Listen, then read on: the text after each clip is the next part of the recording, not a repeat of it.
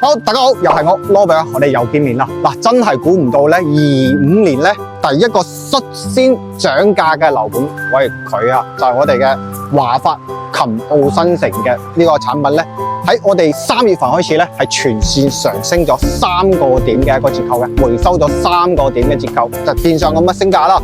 咁啊，本身咧就我哋嘅灣晒1號呢一期嘅佢嘅產品咧，去化得都比較快，甚至單日就燒咗一個小目標。咁佢113嘅單位咧，現時基本上已經係冇貨咁滯噶啦。接落嚟咧，細嘅129，亦都係比較搶手。嗰邊如果搶唔到咧，咁就今日跟我過嚟睇下我哋嘅華發琴澳新城呢一邊嘅越晒呢個產品。咁越晒咧有一個戶型咧89咧，亦都係賣到冇貨，剩翻一套低樓層嘅。咁108同埋129咧，仲有其他嘅一個樓層可以揀嘅。咁我哋今日咧就跟住鏡頭睇下呢一邊啱唔啱？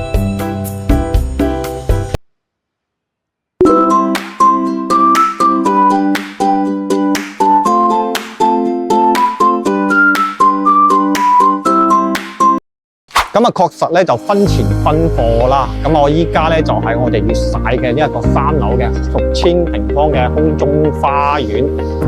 咁係為咗咩咧？就彌補佢呢個小區細啲嘅不足啊。因為小區係得4棟樓嘅啫，所以係整咗一個空中嘅一個花園，同埋咧利用晒所有1樓嘅呢個架空層出嚟。咁個4棟樓，每棟樓樓下咧都會做唔同嘅主題，咖啡啦。同埋我哋嘅兒童遊玩嘅地方啦，同埋接待嘅宴會廳啦，同埋女性嘅利用嘅一個空間。但係其實呢一個嘅飯會所嘅概念咧，咁你到時即係依家咧個勾勒出嚟嘅畫面都好唔同嘅。到時交付咗之後，其實講真嗰句咧，可唔可以繼續一直咁樣去維持落去咧？其實係一個問題。不過咧就確實咧細歸細，佢呢個空中嘅呢個花園咧，舒適度其實都 OK 嘅。咁外牆咧都係採用咗呢一個仿真石漆嘅呢一個設計，咁都會比較好睇嚇。確實都呢個外牆設計 OK 嘅。我哋上去板房去參觀下先。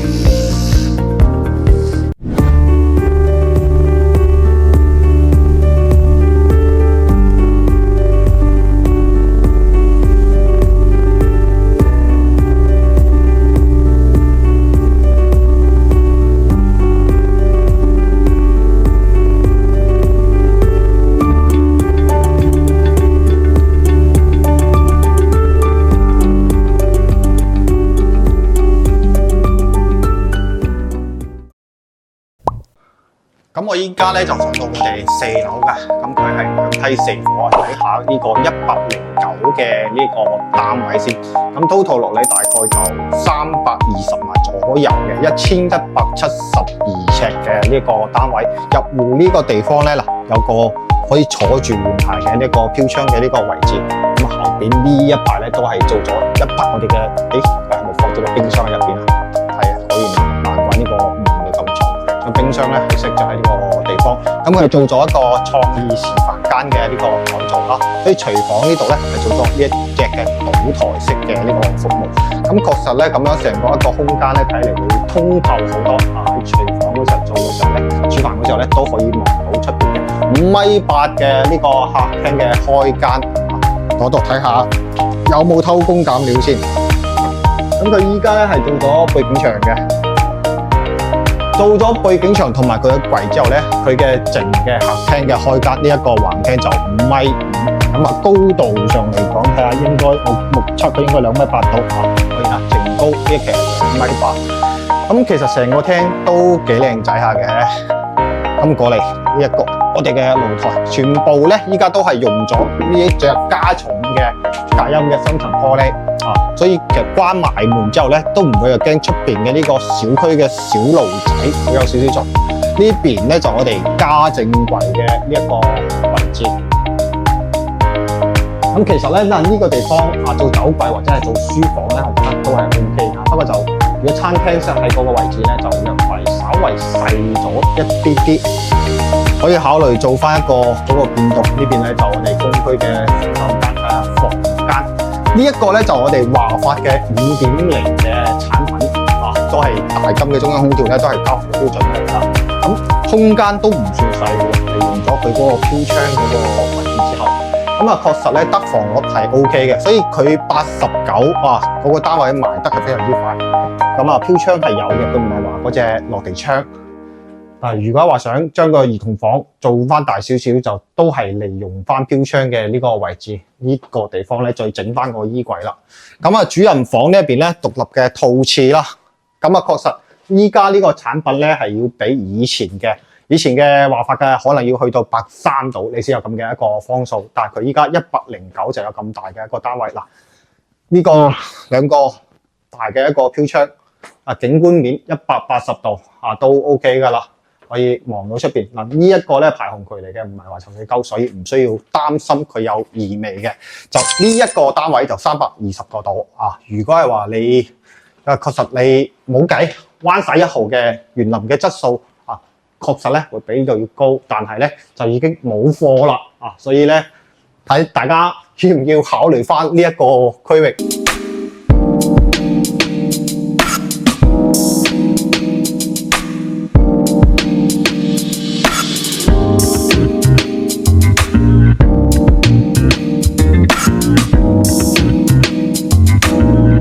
嚟咧呢一邊咧就129嘅呢一個單位，4房嘅呢個戶型設計南北對流嘅一入門呢個地方，玄關嘅鞋櫃收納櫃咧做咗喺呢一邊科技改變生活呢一期咧華發全部都係用上咗我哋嘅紅門嘅操作系統，係可以控制到全屋嘅燈光，以及咧監控埋咧小朋友老人家喺小區園區遊玩嘅呢個場面噶啦。質素其實確實係比以前咧要舒服好多。哇！呢個廳仲要離譜啊！睇下佢呢一個廳有幾大先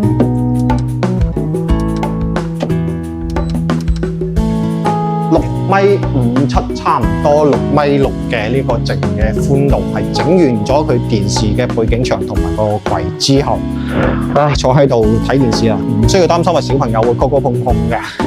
呢個地方可以擺個6人嘅餐台喺呢個位置，餐邊櫃各方面都係有空間有位置而整嘅。呢邊咧就我哋一個書房嘅一個位置啦。其實呢個要唔要做房間咧？可能其實唔做嘅舒適性會更加好。就望屋苑嘅呢個內緣嘅，因為如果你做咗之後咧，咁佢對流性咧會差少少嘅。就睇第一個人點樣去用公區嘅呢個洗手間，大咗20個方，咁呢一邊咧就成個空間咧會闊落好多。係可以睇到佢呢一個冇咩太大嘅升架，已經係米8嘅床啦，再做出少少嘅三邊落床完全冇問題。呢個房間應該有10幾個方呢邊咧就我哋嘅兒童房嘅細房仔空間嚟講同埋確實咧，佢呢一次嘅5.0嘅產品咧，比以前咧要 fit 好多。咁呢一個單位咧，如果係4房嘅呢個129嘅單位就320到370嘅呢個區間幅度咁依家我哋嘅灣仔嗰邊灣仔1號嘅129個單位，基本上就貨都唔係好多，其實價錢即係嗰邊會高少少咁睇大家點樣去選擇啦。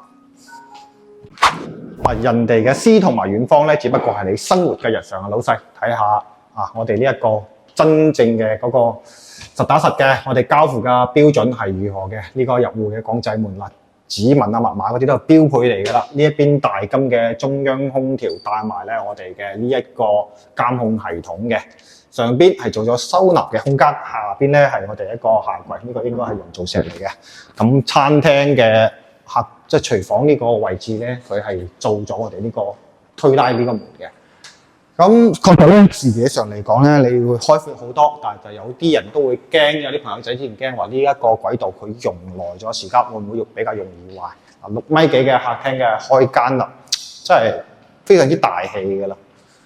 電視背景牆咧係佢交付嘅標準佢呢個裝修咧就上邊嘅呢個天花呢個位置就比較容易藏灰冇計好睇。咁呢邊咧佢嘅都係預留咗插蘇到時整我哋一個電動嘅軌道㗎啦，裝翻個電動嘅窗簾，雙層嘅 YKK 嘅呢一個門窗，隔音玻璃個質量 OK 嘅。呢邊睇我哋山景，嗰邊望過去咧就我哋嘅一個橫琴啦，十字門嘅呢個核心嘅一個位置。前面咧就我哋嘅華發雙刀。咁確實咧喺商業、交通同埋咧教育呢幾個方面嚟講咧，其實呢個屋苑嘅質素都係 OK 嘅。或者你話真係可以挑剔嘅，就嗰個小區園嗰啲細少少。呢邊咧就我哋嘅呢個房間入邊嘅複合嘅木地板啦、踢腳線啦，包括埋飄窗具呢一度做嘅呢個應該係港大理石嘅，呢啲都係交付嘅標準嚟㗎啦。咁幾個房間，呢個同我哋頭先睇嘅嗰個單位有少少嘅一個區別嘅。有啲人驚廁所會對住床。呢個地方其實可以做翻個細細地嘅衣帽間，咁啊呢兩個飄窗確實睇起嚟咧比較舒服嘅。呢個單位嘅等於自己再做一個輕微嘅改動，做翻個藝術牆漆啦，同埋做翻一啲原裝帶自己嘅家私就要搬入嚟住啦。呢個裝修你覺得佢值幾錢一個方？各位老細，你屋企咧就已經同你參觀完啦咁確實咧成個十字門嘅板塊嚟講咧，因為都係承接咗珠海呢座城市嘅佢嘅會展嘅呢一個功能同埋一個板塊。咁其實每一個城市咧，佢嘅會展區域嘅房價咧，同埋佢周邊嘅建築嘅質素咧，都唔會話好差。所以確實咧，珠海嘅地標同埋隔離咧，我哋橫琴嘅地標都喺周圍嘅呢個片區。咁片區咧，確實嚟講咧，會有佢存在嘅呢個價值。所以地理位置上嚟講，你見到我同佢評分咧，我會去到90分嘅一個整體評分。咁確實咧，呢個小區咧係得4棟樓唔係話大型嘅屋苑，呢個係佢一個比較大嘅缺點。所以點解咧灣晒1號嘅佢嘅113同埋129嘅出貨咧，都係比較快。咁亦都係確實嗰邊嘅園林會所嘅一個質素咧，會比呢邊咧係要高一啲。我個人認為但係整體上嚟講咧，佢嘅一個園林嘅質素同埋周邊嘅一個環境，咁再加上咧，你依家確實係冇乜太多嘅一個選擇嘅情況。呢一個華發5.0嘅呢個產品咧，整體上嚟講，我仍然係可以俾到佢82分左右嘅一個評分㗎。好啦，如果係話有興趣了解呢度更多信息嘅朋友咧，可以後台聯繫我嘅。